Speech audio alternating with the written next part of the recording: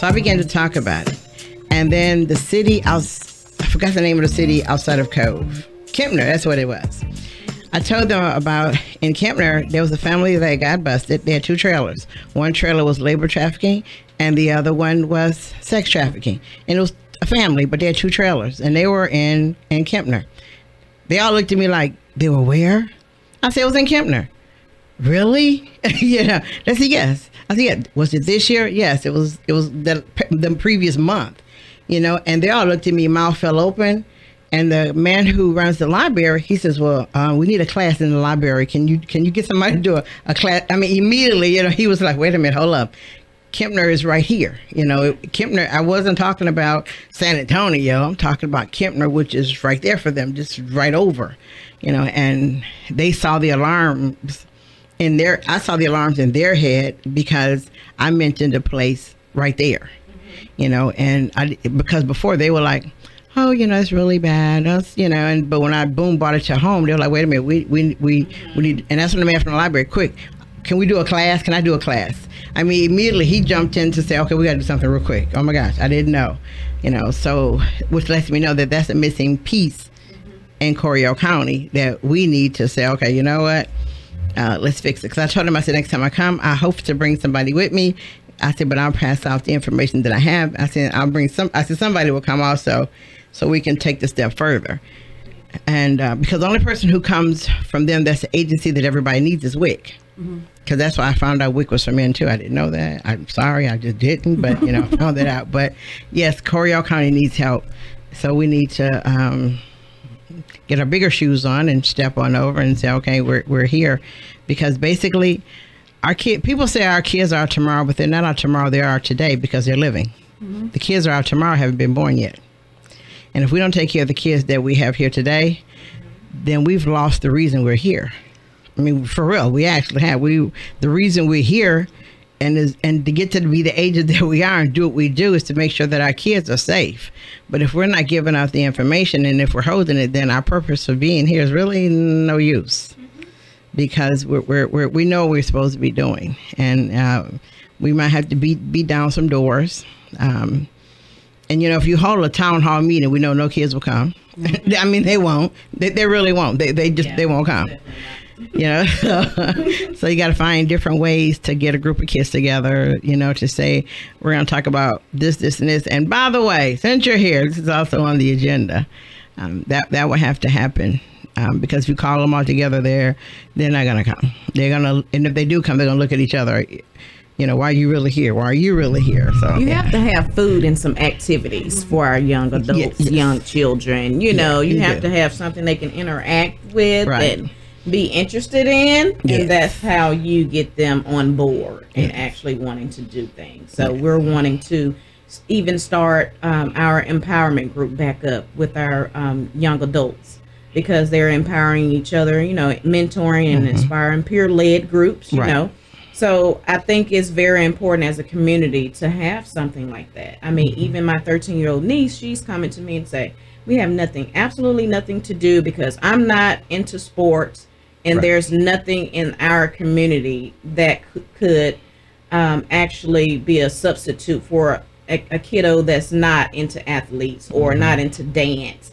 Don't have any support art groups or anything for that matter that I'm aware of. So she even brought up an idea about us creating an empowerment group and implementing art therapy and different types of things for those kiddos that may be getting bullied or standing out outside of the norm of what's trending. So that's also a huge issue that needs to be targeted. We have so many issues, but how do we start? When do we start? Why are we getting, I would say, from different school districts, why are we getting, okay, we'll address it later, or we can't talk about that. We can only talk about certain things. And I get that we have policies and guidelines. Everyone does. Right. But when we know, and it's crunch time, we want to call in the midst of a crisis. Why even let it get to that crisis stage? Right. Why not do prevention? That's Why true. not? That's the question that I have. Yeah. We can be the best community, but if we're not enforcing things to prevent things from happening, it can turn into the community that we have now. That's true. I completely agree with you. Right? Yeah. Okay. So since Karen is talking, keep in mind. Let us know exactly what you do. I know. I'm just here hanging out, you know. I am a program coordinator for a nonprofit agency, which is Central Texas Youth Services. We've been around since 1975. We have transitional living programs, and a lot of people that haven't heard of our agency, and that's something that we're trying to do, get the word out. We have services for the kiddos that are in need, you know, that have been neglected, abused, that have been in form of foster care, that need assistance if they're homeless and living on the street, or couch surfing from house to house with family members, friends that even have been victims of trafficking, prostitution, all of those things. We have those services, but reaching out to our unidentified population, that's something that we are wanting to do, because we know we have much higher numbers. So we usually serve over 231 youth a year in these counties, connecting counties. So that's including Coryell, you know, all the counties. Yes. And we even have a maternity group home and TOP program in McLennan County. So we also connect and work with that county as well. So, but the services, of course, are supportive services, offering housing, bus passes, teaching them life skills, counseling, actually referring out to external services to our community partners, you know, helping them with food stamps, benefits, working with the workforce. So there's a lot of services out there, but we need to get the word out. And that's one of the reasons I'm here today, because we want to make sure our kids are safe. We want to make sure our community grow in a positive way. But if we're not making that approach and making that effort to putting things out there that need to be addressed, we're going to be in the same situation, because, to be honest, the community is growing. Yes, you know, we have military base here. We have retirees. We have families that have moved here and have stayed here. So it's a growing population. It's a growing area, but we don't want the issues that we have to continue to grow. So even if it's to grow with us, we don't want them to grow with us, you know. And being in between the cities, you know, San Antonio, Austin, Houston, Dallas, it's so easy for us to fall in the cracks, you know, because we're small counties, and we don't have as much network or community partners or millionaire agencies and companies that can support our small community businesses. So we have to be aware of that as well. If something happened in Dallas and they need a sponsor to come up with $500,000, or they need to raise $100,000 to help with an issue in their community, I guarantee they can help with that. But can we do the same as a community here and within our small counties?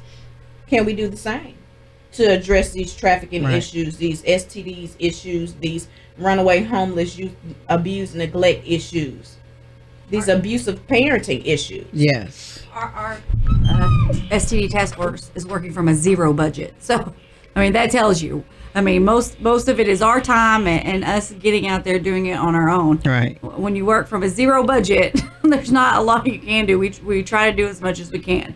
But yeah, I have to agree is that we don't have access to that ability to get funding from other sources. I have an idea. I'm not a meeting person. In fact, actually, I hate meetings. I thought you did. But this is me. But I'm the one. I want to meet with you on Monday. Then Tuesday, I have a plan of action that's going to start working, and I'm going to do the plan of action. That's me. I'll sit in a meeting once. I only want to sit there once. And that one time, I want us to come up with a game plan. And then I'll just not leave and never come back, but I'm off to plan it. Such as it was 3 years ago. I went to, and I was led there because I surely wouldn't have went. I went to a domestic violence event, meeting. I'm sitting there, I'm like, I've never been in domestic violence, so I don't know why I'm here. But I was there, I listened, and I learned a lot because certain things I just didn't know about domestic violence. So later on that week, I got invited to another meeting. I'm like, okay, what was it? Domestic violence again. I'm like, okay, why am I sitting in domestic violence things and I'd never been in domestic violence? I'd have been the one in jail for murder. But anyway, so me too. I would have been in jail for murder. Me too. You know, so I'm sitting there. So you know, I went home. I'm like, okay, if I go to 2 of these, if I've never been a victim of it, then it must mean that I need to do something about it. Okay, I'm the one who don't like doing things everybody else does, because to me, walks to raise money, they're cute, but I'm not a walker. I would dance for 2 hours. I'm not gonna walk for nowhere. I'll dance for 2 hours. I'll do that for 2 hours. But if you tell me to walk, I'm not doing it. If you give me a t-shirt, I'm gonna give it back to you, because I don't know what to do with this t-shirt. I hate t-shirts. So when you give me one, I'm like, thank you. Meanwhile, if you see me in my yard, I'll probably get on your t-shirt. So I'm not that person either. Side note, not to give Phyllis a t-shirt. No t-shirts. So what I did was I held a funeral service for domestic violence. Okay. I had a funeral for it, because in order to get rid of something, you must kill it, correct? Right. And to get rid of it for real, you have to bury it. That is definitely an out of the box. So I did a whole funeral. I had a eulogy. I had a box. I had everything. I had twigs in the box, because domestic violence need to die uncomfortable death. So I had twigs in there. I mean, I had whatever you do for funeral, I did it. I had the Alpha Phi Alphas pallbearers, because I figured men should be pallbearers. And yeah, that was just my brain, but I did it. But I pumped it up on the show naturally, because I can do that. And I told women steps to do prior to, if they wanted to leave. I let them know what women should do before you leave, to make sure you have everything with you. When we were there, it was, first of all, there was 207 people there who came, because most people thought I was crazy. They did. A big funeral. The woman's crazy. That's a good turnout. That is. But it's because of the outside of the box thing. There you go. So one lady, she walked to me. She said, Phyllis, I'm here. I didn't know what I'm here meant. Because she didn't go into it. She said, Phyllis, I'm here. I'm like, okay, thank you. She said, no, I'm here. Okay, thank you for coming. She goes, no, you said, if I leave, you got me. I'm like, oh. So she had just left. Okay. The abusive home. She had just left to come to the funeral. I mean, she just left. I was like, oh, we got you. We got you. So I took her to the lady who, will work with her. And, so she was perfectly safe there. But that blew me away there. I'm like, oh, she said, I'm here. I'm like, you're here. All right. Somebody walk to you, say, hey, Karen, I'm here. You're going to go, oh, thank you. But she felt comfortable and safe, and she took your word for it. So, she says, I'm here. I'm like, okay. So, we worked with her, and I gave her to who she needed to be with. And she was good, because she said, suppose my husband comes up here. I said, you see those guys with the vests? She said, yeah, the 2-car clubs. I said, you see how they're standing? She said, yeah, if anybody try to get through, I said, they are as crazy as they look. I said, so I thought of that. Yeah. I said, nobody gonna get through them. Nobody. Trust me. That's why they're there. But we did it, and it was a success. I thought I was only supposed to do it once. This lady tagged me this year and asked me when was the funeral, and I was like, I didn't know I had to do it again. So apparently I have to do it again. But I'm the one who, I'll help you. I have an idea of what to do, but it's not a walk, because we're not walking nowhere.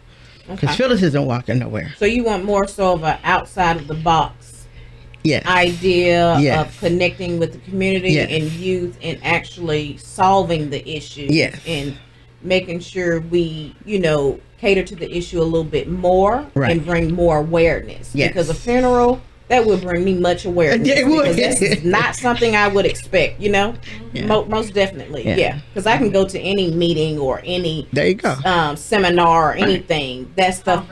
That's inside the norm. That's something that I'm used to. Conferences, just like Lacey mentioned. Those are things that we're used to. But if we're thinking outside of the box, of course, I'm going to be more intrigued and more interested in putting that information out there. Yeah, she has these funerals. You should attend, because people will be looking like, what? She did I really want to see what this is about. So you get to take a little bit more insight, a little bit more information from it, And then what also got people is, okay, my family doesn't believe in funerals. So I had no idea what I was doing.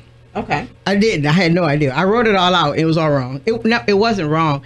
I wrote out things that I thought should be, maybe, and some friends helped me put it in order, because I didn't know how to do a funeral. I didn't know what I was doing. I know. Yeah. But so I have an idea of something to do to bring an awakening to everybody. That So because like I said, I don't walk in and give me a t-shirt. I can go home and forget about it. But again, for instance about it, and not to go too far in it, yesterday a lady inboxed me, told me who she was, and told me that if somebody I know gave her my number to reach out to me. So I said, call me, you know. So she called me, and she lives in Cove, and she's recently left from a domestic violence situation, and she wants to do something about it. She wants to do something about it, and she doesn't want to do a shelter because we have shelters. She wants to do a meeting to talk about how to put your finances back together, how to put everything back together. You know, so, you know, I'm like, I said, she told you to call me why? She said, because she told me all about your funeral. Okay. You know, and I'm like, she remembered that? You know, I'm thinking, she remembered that? Awesome. She said, well, she told me about that, and she told me, you'd be the one to call because you don't like doing things normal. That would be me, you know. I'm like, yeah, I said, sure, I'll help you do whatever you do. And I talked about I wrote a small skit. I told her, I said, and you can have the skit. She goes, why? I said, because I wrote it, but I don't know what I'm going to do with it. I said, it's like 10 minutes, but I don't know what I'm going to do with it. So I talked to her, you know, and I was like, wow, funeral's still living. You know, I'm like, you know, she said, can we do it again? Sure, why not? Yeah, I got it now. You had the funeral, but the spirit is still here. Yes. The spirit is lingering. So I said, you have to remind people of issues because people have short-term memories. And also, I moved domestic violence from October to April because domestic violence being in October gets overshadowed by breast cancer. Most definitely. And abuse month is the month of April. And I think that STD awareness month. Yes. Well, you just collaborate all together. You know, you make April a whole big old barrel. Because April is abuse month. It's Child Abuse Awareness Month, but it's awareness month for all abuses. So I think it all should be, you know, catapult all in there and we do it all one big bang. But yeah, we need to do something outside the box that will bring awareness because you remember things that aren't normal. You know, if you go somewhere that's kind of weird, if you you know, somebody says you go somewhere and it's out of place, you're gonna go because one, you're curious, two, it's something you support, so you're gonna actually go and you're gonna show up, and then when it goes well, you're gonna be you know, you won't be shy, but you're like, wow, that was a pretty cool idea. I thought about that. But we got to do things outside the box to bring awareness. We can't do the normal things.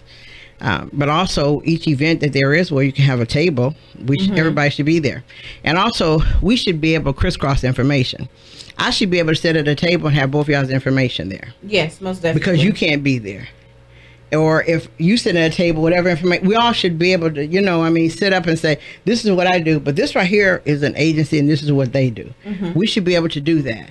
We should always be able to say, well, Karen does this, Lacey does that, Susan does this, Nina does that, Kathy does this. We need to be able to be a walking Rolodex. I completely agree.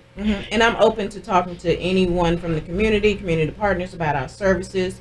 They can check us out at centraltexasyouthservices.com. They can email me, at karen.willis@swbell.net. I can be emailed, through the site also, and also directly. So any questions or any services that you're interested in, or if you're interested in volunteering, that's something that we also do. Of course, they have to be vetted in, with background screening because they're working with our young population, and of course we promote confidentiality to protect the client's rights, and we want to make sure we maintain safety and go by those HIPAA guidelines. So that's very important. So if you have a background check already through the police department, you have to get another one? Yes, because some people and that's a question that you're often gonna get asked. Yes, because like I would say, I'm a K-cop for Killeen, so naturally I background check, but when I volunteered for Bell County Jail, I had to go get another, and I'm like, for real, kidding me? Yes, to me, I'm like, and it's just clarification, not saying that you're a bad person, but you have to protect your agency, you have to protect your kiddos. So it's very important that we do that, because we can have someone that was good a couple months ago, and then we're in an incident, they fell off. Yes. So I mean, you can't play ping pong with that type of stuff, So Lacey, how do we reach you? So Bell County has several accesses. We have bellcountyhealth.org, which is our email site, our website, and then we have a Facebook page for Bell County Public Health District where we post things on our Facebook page. We also have a Twitter account, same name. So we do try to reach out social media, and if you want to reach me in particular, it's lsanders@bellcountyhealth.org. I like that. Okay, that's cool. That's good. That's I'm good. glad you mentioned Facebook. We also have a Facebook page too. Right. I left that out. Central Texas Youth Services. Okay. On Facebook. Yeah. Okay, good. So do you all ever do Facebook Live? We have not done a Facebook Live event yet, but we have. It is in the talks in regards to the STD stuff. So yes. Karen? We have not, but any other activity or any other event that we do, I'll make sure we go live. Okay. Make sure. And I can tag. You have to. You have to. You really do have to follow media. You know, because, and another problem that some people have when we get to be older, over 35, we get into this assumption thing that where we don't where I'm too old to do this, or too old too old to Facebook, too old to learn all these things. Well, as long as you're here on earth and you dealing with young people's mindset, you got to trail wherever they are. Exactly. You know, you have to, not to say you have to get all the way in it, but you have to trail where they are and learn what it is, because it could happen with your grandchild or with somebody else's child that you really know. You go, I ain't know nothing about that. Like Mr. Martinez from KPD, he was showing us the screen behind the screen on your cell phone. You know how the kids have a screen behind there, and he shows you that, you know, some kids will take their calculator on their cell phone and they're punching a certain code, and that screen drops down and the other screen comes up. Oh wow! I know. Lacey's looking at me really like, need to be I got teenagers, so I'm looking at you going. Lacey's looking at me we like, need a whole training on social media, because we're vamping up our social media policy. You know, as we speak right now, but it's a growing industry. You know, if you contact Officer Mr. Martinez at KPD, he has, I think, the pages, he gave me a 9-page front and back page paper to read, 9 pages of sites. And I'm looking at him, and I'm looking at my phone like, this is not really a phone. It's a mini computer. Yeah, especially when he was showing us how they pick up the calculator, push in a code that they've created, screen drops down like, whoa. Screen just went whoosh, another screen pops up of all the apps that you didn't want your child to have. Oh wow! But it's the screen behind the screen. Okay, so where are we right now? You see what I mean? You didn't know anything about it, so now you know. Which is where the anonymous sites that you have to talk about. There you go. I feel blindsided. Seriously, blindsided. This is amazing. But when he told us that, we were standing like, do that again. We did. We said, do that again. He go, it just like, whoop. You're like, it just disappeared. And then all these other apps popped up. And I'm like, wow. And our kids are way more that was really technically advanced than we are. And to me, I'm like, that's smooth. And I'm thinking, that's smooth, but that's deadly. And you know, and I start asking people about it who have kids or work with kids. They say, what are you talking about? I'm like, contact Mr. Martinez, because he comes out and he does a class for parents. He does this, and it's called internet safety, but he talks about, well, your phone is the internet, is a computer. But he talks about all that, and you sit there with your mouth open like, that's more 2-3 days of work I got to do now, because you got to learn those. And one time he told us about Poof. Well, you know about Poof, Lacey? No, I don't know about Well, Poof has been updated, but Poof was a really cute app, but if your kids push it, all the apps that you didn't want them to have showed up. When you come in the room, they pushed it back, and all the apps disappear, and the apps that you said they can have show up. But it's been updated now. It has another name, but it's still there. Well, it's kind of like how Snapchat came around. It came around so that you could have conversations, and then they would disappear. They would disappear, so that there was no trail. But actually, there is a trail, because I can instantly send that I can instantly send that, and it still lives. Yeah, people forgot about that in an instant. Well, anything that goes on the internet lives. I think that people forget that. Yeah, people. Yeah, you can. Yeah, it's still not there. Instant send it. You have to be mindful of what you put out there on social media. But I think but the screen behind the screen, I think, is more deadly, and that's something that we need to talk to him about and go, hey, listen, you know, so he can teach you, and you go, you know, and you're looking at by then I'm looking at everybody's phone, every kid's phone. What are you hiding? Yeah, I'm like, what are you hiding? Let me see. You know, but it's just more things that we all learn to get over and learn about as we work with kids.